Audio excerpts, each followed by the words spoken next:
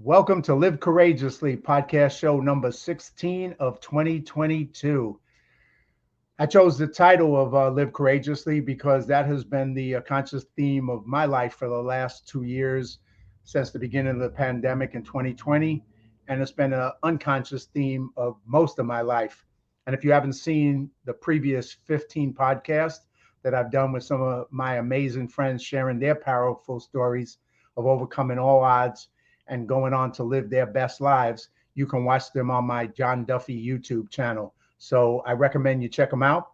And if you got nothing else to do, binge watch them. It's better than Netflix, trust me. And you'll get a free dose of inspiration and courage and meet some amazing, courageous friends of mine.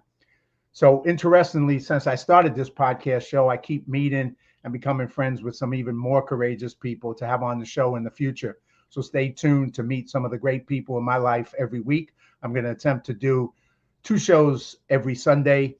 And I may have to pause a little bit as I'm heading out to do a feature film pretty soon for about 8 weeks. So we'll see how that one goes. I'll keep you posted. But what this show is about faith over fear. I believe fear is just a reaction, but courage is a choice. And I suggest you need to consciously choose courage to get through life and to deal with what life may throw at you in the future. I recently came from a real short business trip, got off the plane today, and I spent 2 hours on the plane. My person who sat next to me in the seat was in the Marine Corps and is in the Marine Corps for 20 years. And we had a long conversation about his life, his activity, and once again, talking about courageous people that I keep meeting. He's somebody who also exemplifies courage. So it was a great conversation on the plane before I came here to do the show. There's many types of courage, and today my guest embodies many different types of courage, as you're going to see as we begin the conversation with him. So today I encourage everybody who's watching this to adopt the spirit of courage in the face of any and all fears. So let me introduce you today to my guest and friend, Lieutenant Colonel Ed Reynolds, or Edward Ed Reynolds Jr. Lieutenant Colonel Reynolds is U.S. Air Force retired and has a long and varied career. For 22 years, his service included being a navigator on an air refueling and refueling tankers, a missiles targeting officers for MIRVs, which are multiple independently targetable reentry vehicle. Also an intelligence advisor to the Vietnam Air Force and an action officer for 6 years in the Pentagon. There, Ed introduced computer terminals to the air staff and managed the United States Air Force aircraft inventory database. Ed is over 5,000 flying hours, which is just mind-boggling to me, including over 640 combat hours in 147 combat missions. Just kind of want to take a pause on that. I mean, that's just there alone, the courage of all that. And that just is just part of his life. Following his service in the Air Force, he worked as an international IT management consultant at United Airlines, at SRI International, and for several other defense contractors. Ed formed service management consulting groups for companies before focusing on traveling the world. Now it gets even more wild. Ed is one of only 110 people. Take that in. Is billions of people on this planet. Only 110 people who have known to have visited every country in the world. Ed completed visiting all of the 193 United Nations countries in the year 2014. One of the top 50 most traveled people in the world and on the list that records world travel. Ed currently leads a Monday morning meeting for a group, Wings Over Wendy's, that we're going to talk about, where over 300 veterans meet weekly and have for many, many years at originally at the Wendy's restaurant in West Hills, and now they've moved to a public school in the Valley as well. We'll talk about that.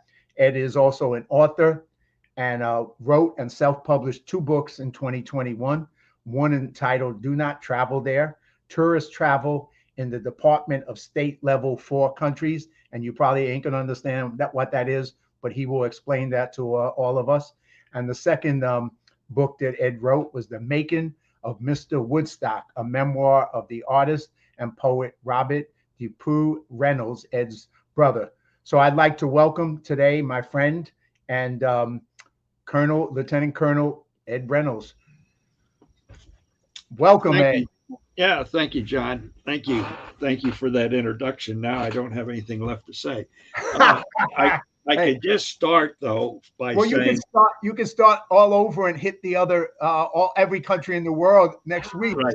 Well, we don't have enough time this afternoon. But the first thing I want to comment on is I I think I'm unique in this. I've never experienced fear. I don't, and I have a hard time relating to other people that are fearful of things.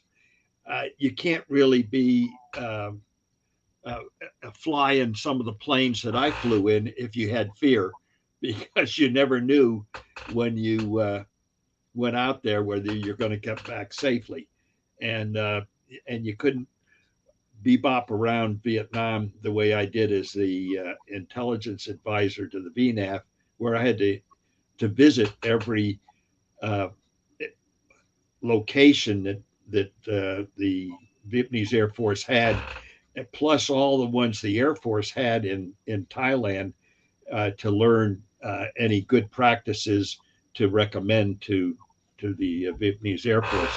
So you can't be fearful of these things.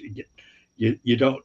It's not like, when you go to combat on the ground and you're going into a firefight, because the way I was traveling, it would be a total surprise. We would land and find holes in the plane that weren't there when we took off, and we, you just couldn't be fearful of these types of things, and that carries over into so many other, going to all the countries in the world. Um, there, some of them were very difficult to get into, as I've written in my book. Do not travel there. Uh, oh, I don't know Yeah, where. we're going to get to that in a minute. Hey, Ed, let me Yeah, ask you a question with that. So you're saying, and I'd like to take you back to your youth as a young person, and then why you joined the Air Force. But that attitude that you did not have fear was something you had as a young man, and then you took that into the military. Why? What was that about you that you were like, and what took you into I joining don't the Air know. Force, doing all that? I just I can't define fear, and I just don't. Uh, you know, go to the top of the Empire State Building. People didn't want to lean over. They were fearful, even though that you're safe. But I couldn't relate to that. So even growing up, when people will say, "Oh, I'm afraid of doing this. I'm afraid to get in that boat. I'm afraid to swim out there. There might be a shark or something like that." I said, "What are you talking about? I, I don't know how to define it." So, um, So you obviously did not, and for some people it's about overcoming fear, but in your case, you basically just had an attitude where you were willing to go forward and you didn't feel the fear. You right. just basically it was, and so that was a unique characteristic of who you are and were. Um, and that for people who don't know, I mean, when you were flying those planes, and let's go, and I'm gonna jump around and do it a little bit differently this time, but as you were flying those planes in Vietnam and on all those missions, we're not talking about the technology we have today. This is the technology we had back then, which was different too. So it was, I mean, for you to go on all those missions, there was danger, there was risk, whether you felt it or not, it was clearly there. And yet, you were courageous and you were somebody who went into it with that attitude because it was what you did. It was who you were as a pilot and a thing. Explain a little bit of that to the audience, because a lot of what I want people to do is when you meet people, I meet people like you who I think are a role model of being courageous and being adventurous. I want to learn from that because I think that's how we learn to do those kind of things in our life. So tell us a little bit about that in your pilot in era in Well, Vietnam. That yeah. was So I wasn't actually the pilot. I was the navigator, right. telling the pilot telling the pilots where to go. Right. So I told them the wrong direction, that it's on me if we get shot at. But the point is that I just uh, volunteered and went out of my way. When I got assigned to Vietnam, I had a top secret ESI, expanded background check, clearance from my missile targeting days at SAC headquarters, and they said, well, first of all, I wasn't supposed to go to Vietnam because of the clearance. I was supposed to just get my ticket punched over in Thailand, and I begged a colonel that I knew in Saigon to get transferred to Vietnam. And then it was at the very last minute that they had this vacancy to work with the Vietnamese. And then I said, oh, I said, yeah, okay, that'll be interesting. And then when I started finding out about it, I went to the general and said, I've got this clearance and I'm not supposed to be traveling around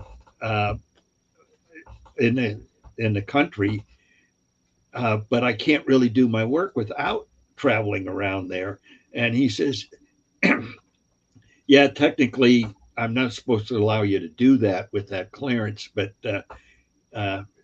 if you're not afraid, I'm not afraid, and go and do that. You can go get a cyanide pill issued at the pharmacy, but I didn't do that. If you get captured, you're not supposed to speak about all those secrets. But I'm dyslexic, and I wouldn't have been able to spill a lot of beans anyway, because I couldn't explain the names of the Russian cities or the Chinese cities that we were targeting. So if they were trying to say what's the U.S. plan to bomb our country, I'd say, well, yeah, I know Moscow. Well, everybody knows that we're going to bomb Moscow. I can pronounce that, but all those other countries, I still can't pronounce them. Even when I travel to them in my world travels, like I took the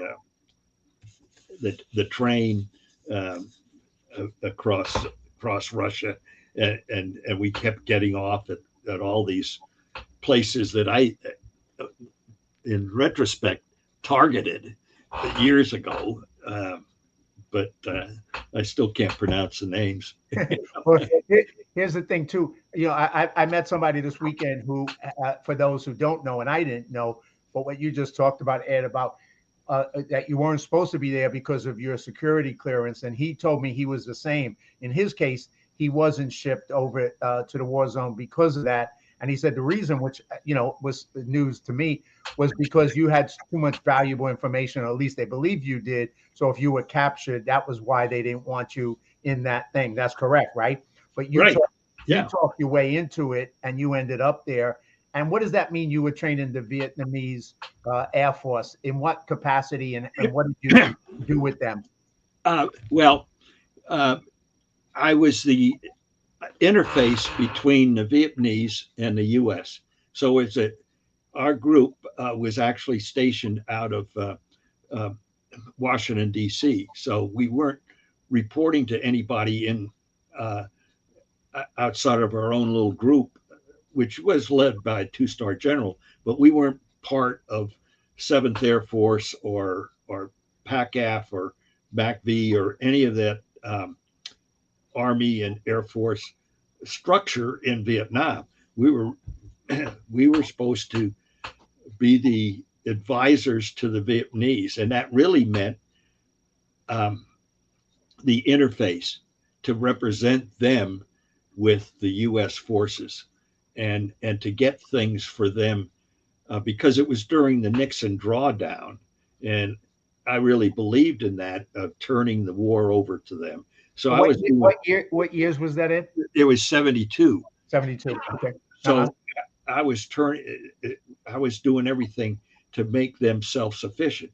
Now the irony of it is that the colonel that I was advising he outranked me, and he had been not only attended all the U.S. intelligence schools in the Army and the Air Force, but he also spent a year in Colorado teaching at the Air Force Intelligence School. So he Wow. knew intelligence from top to bottom. He'd lived at it his whole life. So how am I going to advise him on being into? So he said, "Don't worry about it, Ed. I'll take care of you." You know, and he, still a great friend. Um, on my 80th birthday, I was in Washington D.C. and had dinner with him. He's still alive um, in Washington. Spent 25 years with EDS, uh, and a great individual. But uh, going back to the original theme, it's just that I didn't I didn't show fear, and I didn't use that as a cop out to say, "Oh no, I can't go on that mission." And I'd actually go the opposite. I volunteered to fly with the Vietnamese themselves. I flew into Cambodia. We weren't supposed to be in Cambodia, but I'm not with a U.S. plane. I'm with the Vietnamese crew, uh, as to be able to report back. This is what the Vietnamese do on their missions, and I flew on their missions to adequately determine whether there were improvements that they could make, that I could help them make those improvements. How rare was that for an American like you to do something like that? How rare? Well, I mean, um, the advisory group actually been around since the beginning. They were the first people to go over there, were advisors back in the early 60s. Uh, but a lot of them were by the time I got there were just paper pushers, and they didn't volunteer to go out in the field unless they absolutely had to, or to fly with the Vietnamese unless they absolutely had to. There was a few of us that had no fear and lived courageously, and the Vietnamese really appreciated that because we really did um, get involved with them and felt their pain, and I often went to uh, Vietnamese functions. I'd be the only Caucasian there, Wow. and fortunately, most of their intelligence officers had been trained in the U.S., so they all spoke English, So I wasn't. Uh, I did carry around a lot of the time a sergeant who had been trained in the Vietnamese language, and I didn't tell them that he understood Vietnamese. So they'd give me these briefings, and then he'd tell me what they were saying backstage, you know, that so I knew who was BSing me and who wasn't in my reports, you know. But And you flew 147 combat missions. What over what period of time? And give us some perspective on that too. yeah, I mean, that's a lot. That seems like a lot of missions to me as a civilian. well, a lot of those started in the air refueling business. When I first went over in the 60s, I was temporarily based in Okinawa, and I would fly on the missions that refueled the B-52s that were flying out of Guam. So, um, and then uh, I would pick missions specifically to travel. I've had this bug of traveling all the time. And so I had the choice. I could go on a mission that went out there, refueled, and came back in to Okinawa, or one one flight every day uh, would go on to the Philippines and stay there until the B-52s were coming back, and just in case they needed to be refueled on their return to Guam. So sometimes I take that mission, and the other times I take the mission where the guys would go on to Thailand after refueling the B-52s. And so I spent, and so as soon as you get over the Vietnamese area, then it becomes combat hours. And then all the hours in Vietnam that I flew all over the place were considered combat hours. And like I mentioned earlier, you get shot at, and you'd see the fire coming up from the ground. And I just was, knock on wood, lucky enough that it didn't hit us and shoot us down.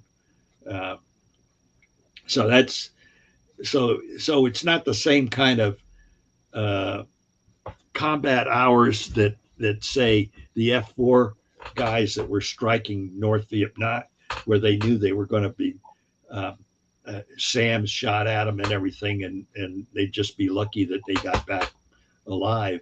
It wasn't that kind of an missions. We were transport planes. I flew and helicopters uh, doing hops in between the different bases, and that was all considered combat time because you could get shot at. I got wounded in one mission over there, uh, but they didn't give me a Purple Heart because I was the wound was because my plane was exiting um, our orbiting point, and our relief plane that was supposed to pick up the orbit came in at the wrong altitude, and we almost had a midair collision, and our plane dropped down, and I was the staff officer, so I went in his seat, and I went up into the ceiling and gashed my head open, and, and it was over enemy territory. And the doctor that treated me says, "You're eligible for the Purple Heart," but when we put in the paperwork, they said no. Aircraft accidents, if you're hurt inside the plane without it being a bullet, um, so that's the same as if a fighter pilot was trying to dodge a SAM and hit his helmet on the side of the uh, cockpit and injured himself. They don't give him a Purple Heart for that unless a piece of the SAM explosion came in. Got So it. yeah, you know, So after that, you come back and you mentioned, and we'll talk about too when we talk about your writing as being dyslexic, but you come back out of Vietnam and you're working in the Pentagon, and you introduce computer terminals to the air staff there, which yeah, nowadays is like for a lot of us and people who are in this area, you're like, really? I mean, yeah, they didn't have computer terminals. right. When I So went into the Air Force in 1950s, there weren't any operational computers in the Air Force. About the first year that I got in, they came up with um, the first computer terminals for air defense, um, and they built these big uh, radomes all over the coast, which are still of them still are there today in a lot of places like Cape Cod and stuff. And then they came in about the second year I was in the Air Force. They got a small IBM computer. Well, no, they weren't small, but they got an IBM computer to come in and do the supply logistics support. So it wasn't until the middle of the '60s that I I even knew saw a computer. It was always in the back office.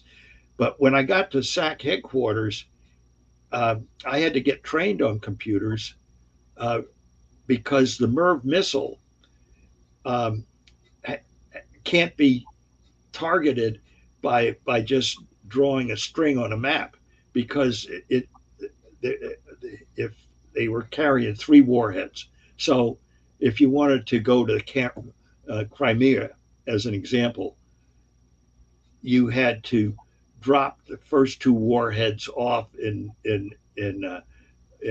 St. Petersburg in order to get the range for the third one to go all the way down to the Black Sea. So that was big computer problem that I started working with TRW on, um, and we were using a CRT, and everybody else was using key punch. And when I got to the Pentagon, they ran what they called budget exercises, and the action officers had to fill out creation sheets, and I had a young lady that sat in a vault, and she'd get that and she'd type it in, uh, and it would go down to the computer, and it would take. Then the next day, I had to deliver the printouts to the guys, and they'd say, "Oh, hey, she marked that up wrong." It took 3 days to do one exercise.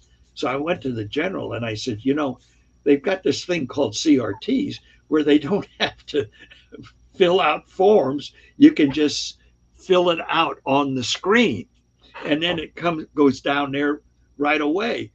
And you could cut 3 days down to one. And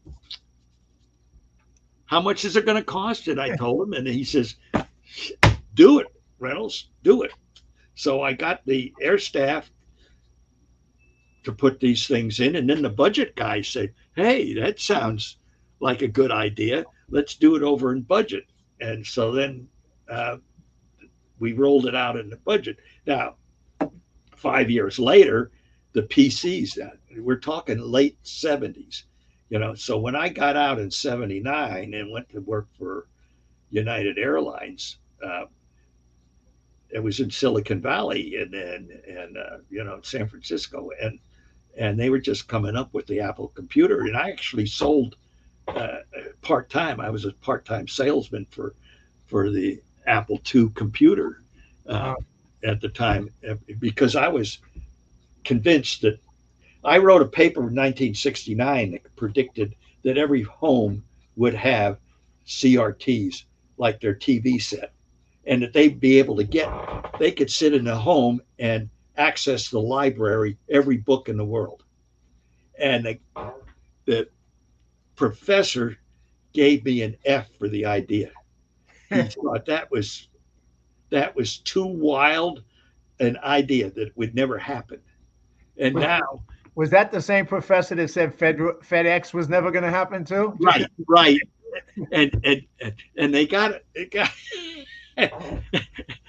But he's also the same guy that was an active duty colonel teaching night school. And they sent him to Thule. He wasn't the brightest guy in the group. But you saw some of that, obviously bringing CRT into the Pentagon, seeing that with Apple, seeing that the computers were going to be, in everyone's house. I mean, you had that advanced vision of that because of what you did. And then you worked in, coming out of the military with all these defense contractors, United Airlines, SRI.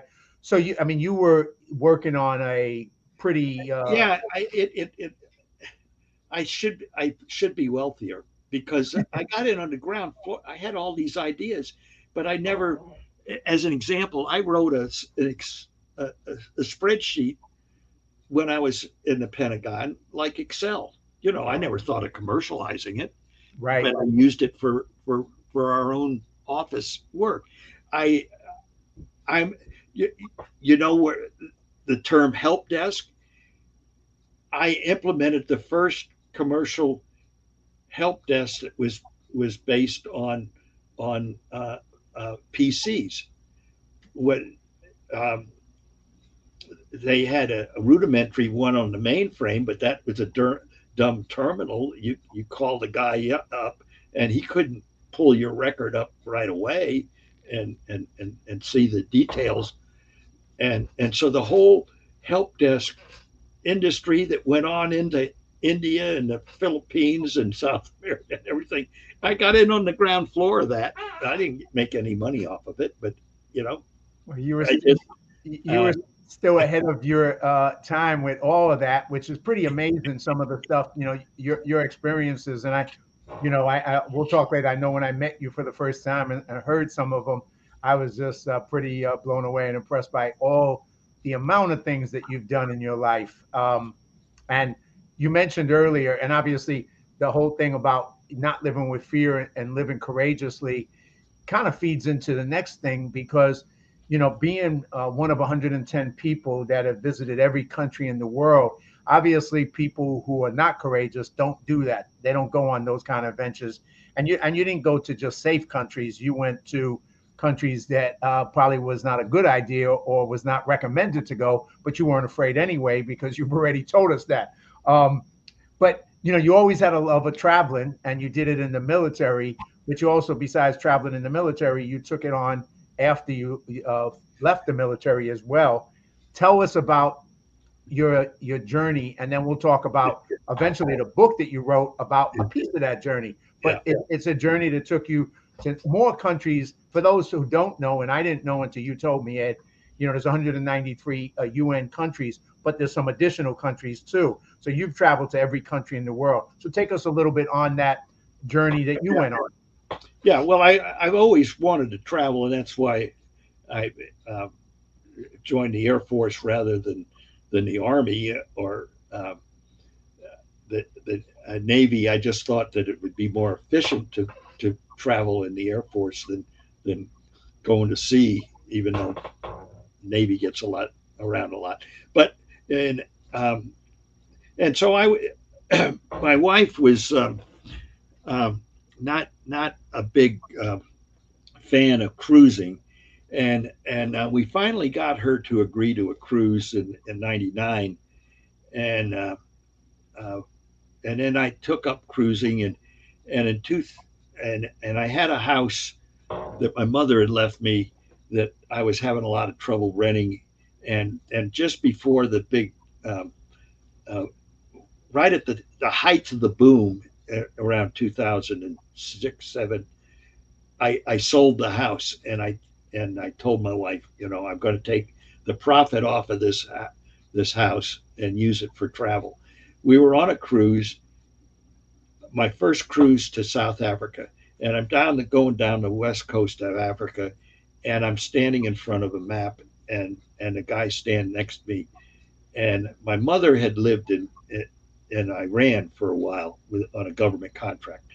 And I was saying, boy, I'd sure like to get to Iran someday. And he says, I just came back from there. And he says, the group that took me there is having a cocktail party tonight.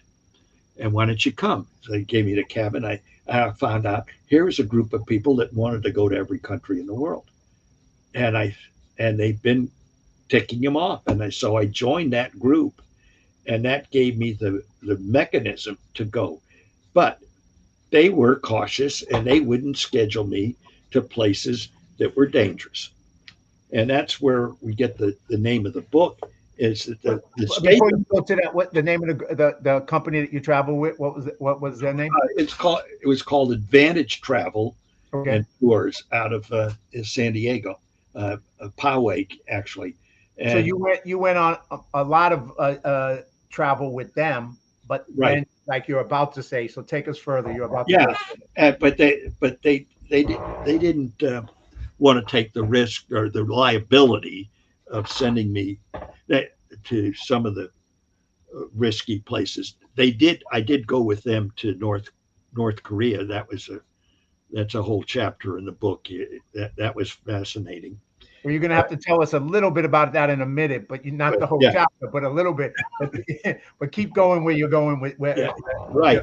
But there's an organization called the Travelers Century Club that was founded in Santa Monica, and the chairman at the time, it was German, and he had contacts all over the world. So there were the State Department gives you 4 levels of caution when you get a visa, and level 4 is do not travel there. And if you go to the State Department map, they have these color codes, and they have red for countries that they say don't travel there. That's why the name of the book. So Klaus was able to get me into like Libya. I've got a lot of friends in that Advantage Travel Group that have been to 192 countries, but they've never been to Libya because you can't get a visa to Libya. He was able to get me a work visa. So I went in there theoretically as a worker. Now, What year? this was in 2006 or something. 2006 and something. Okay. 13. No, it's a little later than that. Later than that? Yeah. And the same thing that he got me into Yemen and Mogadishu in 2013. And those were places that Advantage Travel wouldn't schedule me in. And you go in as on a work visa with a hope, and then you go to those great ruins, and the tour guides there, they haven't had a tourist since Gaddafi was killed, and they just rolled out the red carpet and gave me private tours through all those old Roman places because they're still trying to do business with locals, and that was fascinating.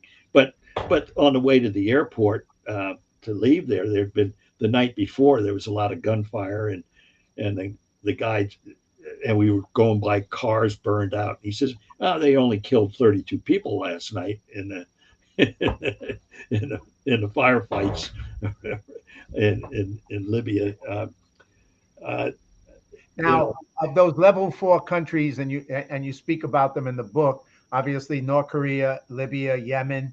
What other countries are level 4 that you write about in the book? Well, yeah, and it goes up and down. There's more on the list now than there was back then. But when you were traveling, there was a little less of them. Gotcha. Yeah, South Sudan, of course. Iraq, we were the first American tourists to go into Iraq after the Iraqi war. Wow. Syria, Jordan, Iran, Afghanistan, Pakistan, the Mali, got caught in a war in Mali, and Cuba, which is difficult to get into. And North Korea, so I had kept a journal, and so people kept asking me questions about those countries, and finally one person says, "Why don't you put a book together on that?" And so I went in to all my journals. So that first book was pretty easy to do, is just taking those journals and editing them and formatting them into a book. And that book, Do Not Travel There, is on Amazon. So anybody who would like to read about Ed's adventures in those level 4 countries can read the book and get the book on Amazon. Do Not Travel There. So yeah.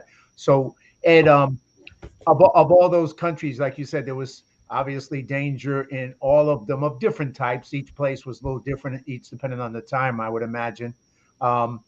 What was maybe some of the more surprising things that you experienced in those countries, that be given somebody with your wealth of travel, you know what I mean? Yeah. Well, Yemen was one of the most fascinating. I mean, I don't know how much you know about Yemen, but there are these apartment buildings that date back to the 13, 14, 15 centuries, built on the side of mountains there, and that sort of thing. And then they've got Scotia Island, and I went out to the island there and ran into a couple of young ladies from Stanford University sweatshirts and said, "What are you doing here?" And they said, we work for the State Department in Washington, D.C. This is the safest place for women to travel in the world. Nobody knows about it. Beautiful beaches. And they just roll out the carpet for tourists. And there's not that many of us. And so that was a big surprise. Yeah. And very safe. But the mainland, it's got all these fighting. I'm in a having lunch one day with a tour guide, and this pickup truck drives in, and we're sitting on a balcony on the second floor overlooking the parking lot, and the guys have a gun rack on this pickup truck, and they take the guns out of the rack and walk into the restaurant, and they sit down and put them on their lap, pointing at me. Wow. And I told my tour guide, I said, I got to go to the bathroom. I left. He must have said something to him. When I came back, they were up against the wall next to him. But that was, and the thing there, it's surprising in Yemen. There's this narcotic that is very prominent in that region of the world called cat, K-A-T, and beautiful, overlooking the city type of place that you would take your date when you're in high school to park at night. You go up there and it's all men up there chewing this cat or smoking this cat. They're all higher than a kite. You know, you're taking your life in your hands to just drive up there after at sunset. And that's a big surprise. Mali, I'm sitting there in the airport and I'm reading it on my cell phone, the New York Times, the U.S. isn't going to get involved in this. And I'm saying, looking out the window, and I say, yeah, that's an Air Force C-17 from, and has the state of Washington on the tail. What do you mean we're not being involved in this stuff? And the U.S. was supplying the NATO guys with supplies. A lot of craziness in traveling in some of these countries. South Sudan had just broken off from Sudan and just overrun by NGOs and contractors and stuff like that. It's just nuts. But they wouldn't let us take pictures. Wow. We're and I was in charge of the group at that particular thing, and they wanted to arrest one of the women with me that just wanted to take a picture of the terminal when we came out of baggage control, and just thought, hey, here's a picture of the name of the city up there over the terminal, and we go to the restaurant that Teddy Roosevelt and his son went to after Roosevelt was president, when he was touring Africa, and it was and he'd spent a night to this place, and she wanted to take some pictures in there, and they about threw us in jail. What the hell for? We didn't, it's just a lot of little crazy stuff like that. Well, obviously you've lived a life that doesn't get covered in an hour, but I'm going to try and take us through the rest of some of the things you've done for the last 15 minutes we got. The other, besides writing this book, which is called Do Not Travel, on Amazon, about, going to those particular level 4 countries. You also wrote a second book that's also on Amazon, The Making of Mr. Woodstock. And it's a pretty wild memoir of a wild time, the 60s. So tell us a little bit about that and what that was like and what that story's about. And once again, people can get that on Amazon, because it's if you want to take a visit to the 60s, this will take you back. Go ahead. Tell us about it. So I had this crazy brother who was a disciple of Jack Kerouac's. He wanted to live the life on the road, and he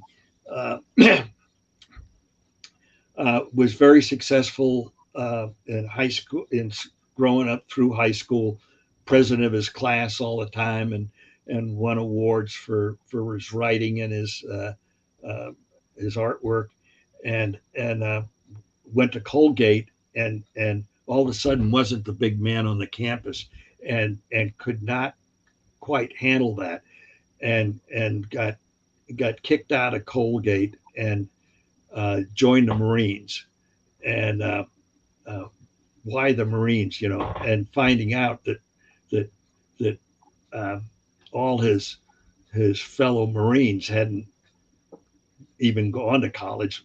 Most of them hadn't even graduated from high school, and and so he had a rough time in the Marines.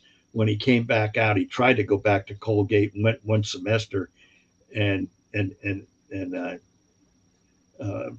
couldn't hack it for some reason that I never got clear. But then he was working in New York City and was was getting quite a successful career in advertising in New York City at Madison, and got married, had a child, and then all of a sudden, coming up on my wedding, he disappears.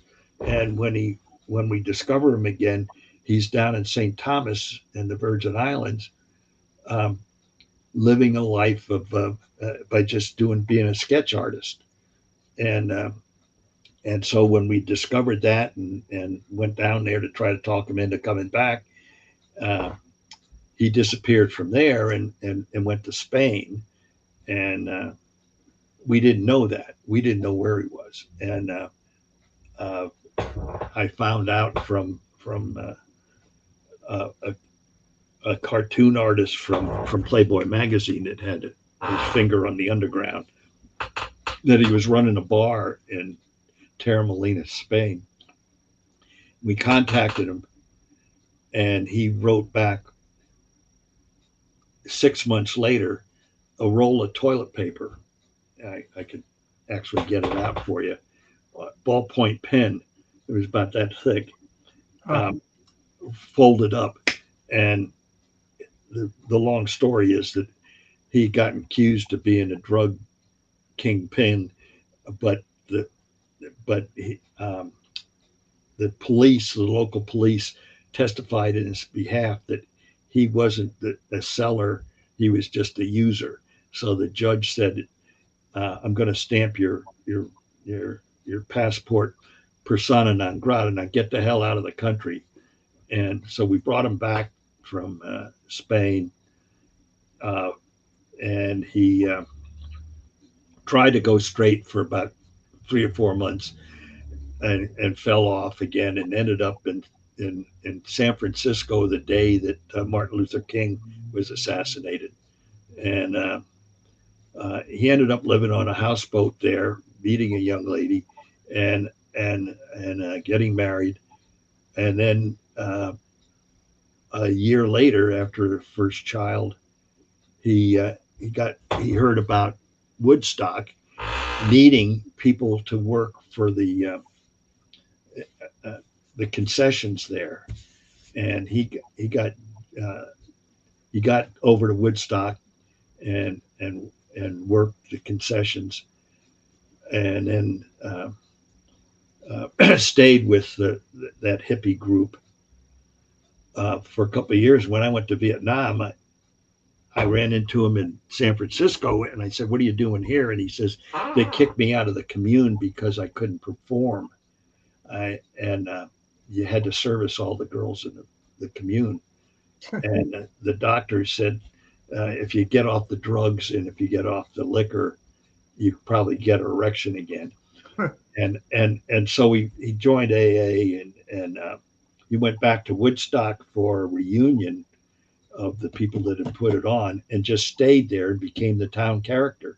And when he died, which was as a result of a unfortunate accident, uh, at the funeral they called him Mr. Woodstock. Mr. Woodstock had passed away, and that's the name of the book. He was in the Woodstock Times 140 times Wow. in the 10 years that he was in Woodstock. Well, here's two books, two Reynolds brothers. A boat went on different journeys of a very different type. Ain't that the case? I mean, Yeah, you to every country in the world, him to becoming Mr. Woodstock and traveling his journey in life. And so check out both of those books. I recommend The Making of Mr. Woodstock and Do Not Travel There. And then then Ed, still is doing more stuff. And where I met Ed is right here. There's a thing called a Wings Over Wendy's. And that's the logo, right? And that's established in 2002 at Wendy's restaurant. So tell us about, because Yeah, last year yeah.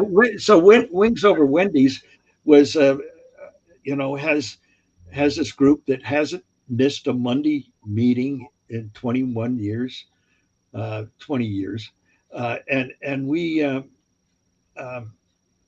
and when I'd come back from these travels, I would talk to them about Iraq and North Korea and stuff like that, which I thought was they'd find interesting. And because of my writing those journals, I started helping them with the newspaper.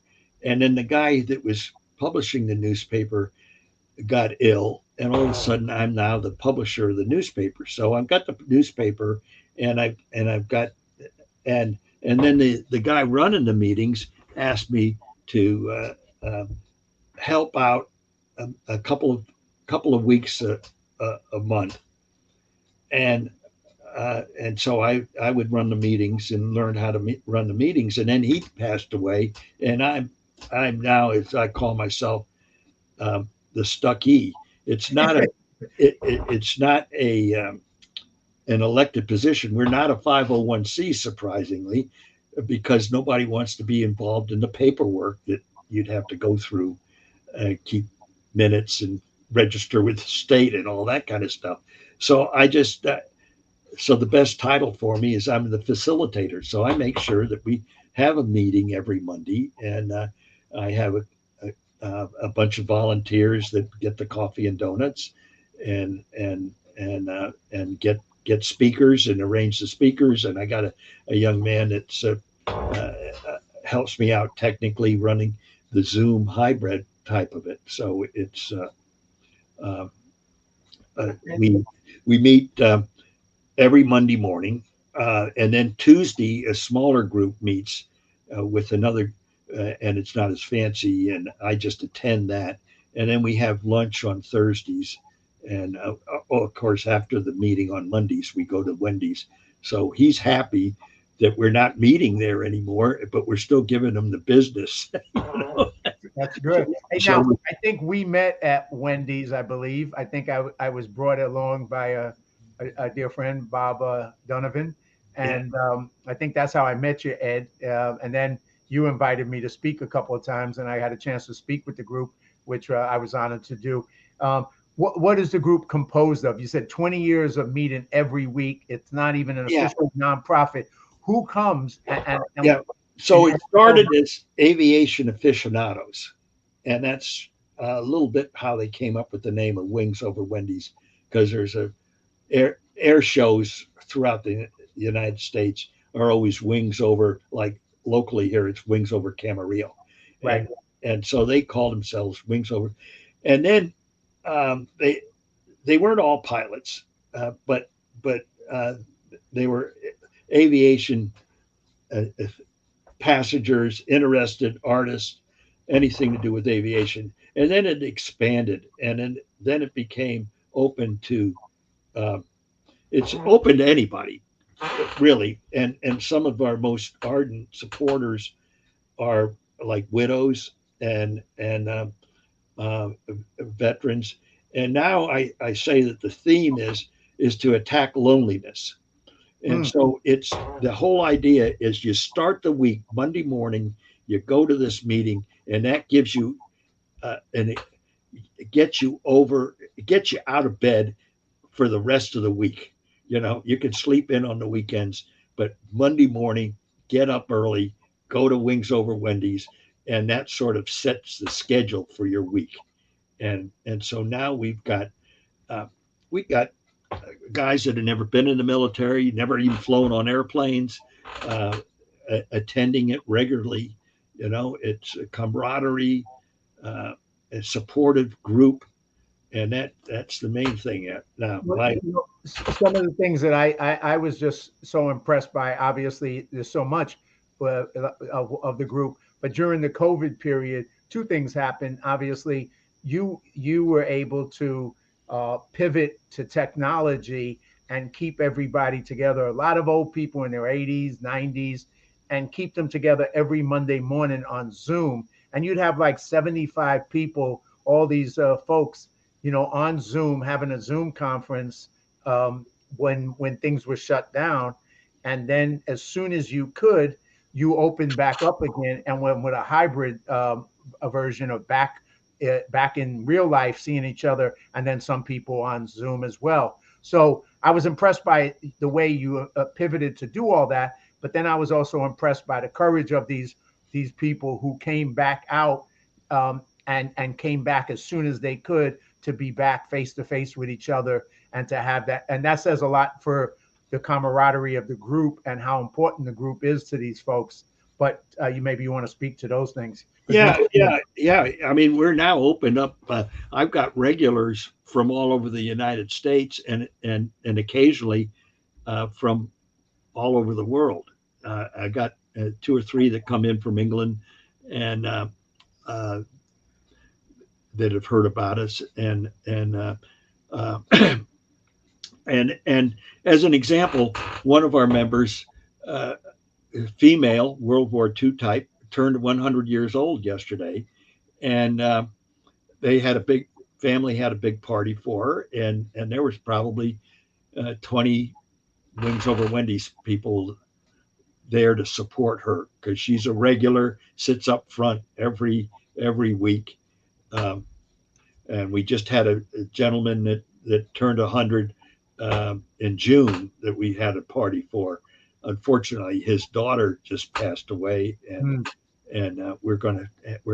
she would bring him to the meetings. So we got to figure out how to get him to the meetings again.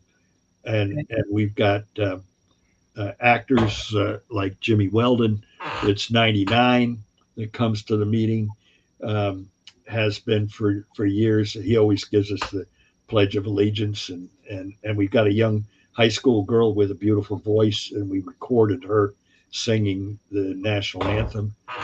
And if you haven't ever seen Jimmy's dedication to the flag that he does, it's just one of the most amazing things you could ever see. It's such a powerful presentation honoring the flag and he's 99 years old, I believe, Jimmy, right? Yeah.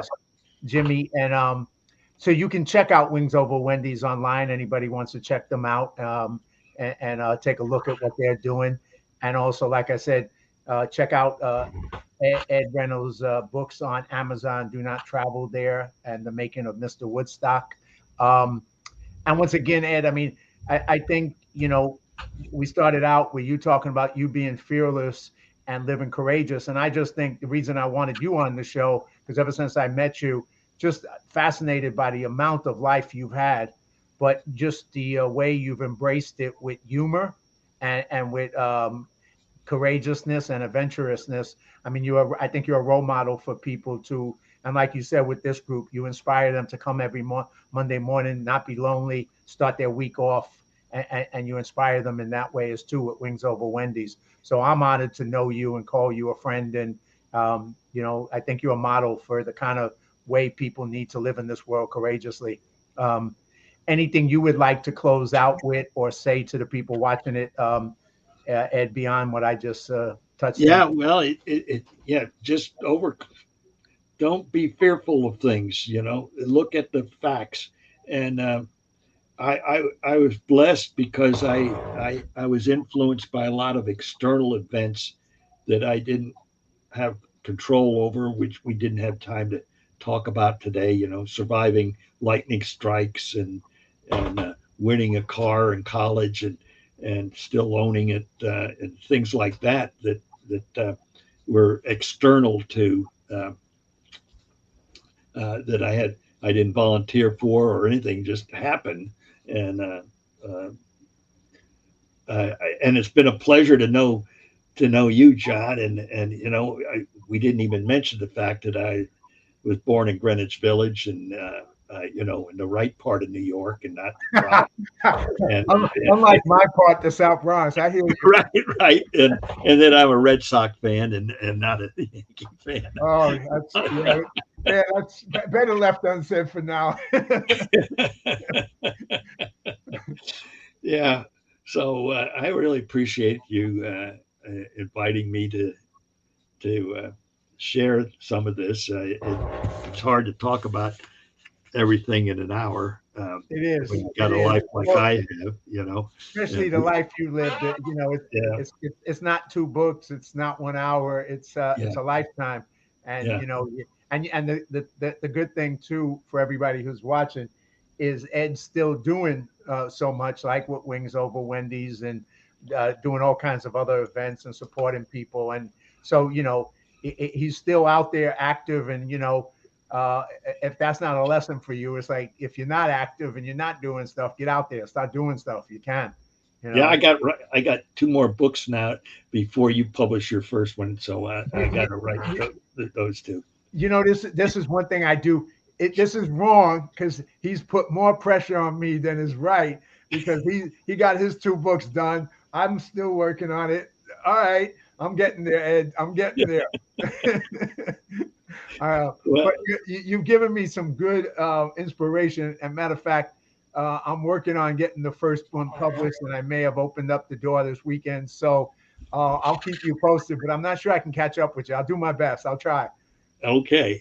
Well, Ed, thank you. thank you so much for being on the show. Thank you for sharing your journey, and thank you for telling people about how they should be fearless and live courageously. And keep doing it. And anything I can do to support you, what you do, I will.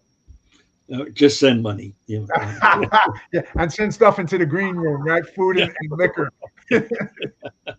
Okay. All right, take care, Ed. Talk to you soon. Right. Bye.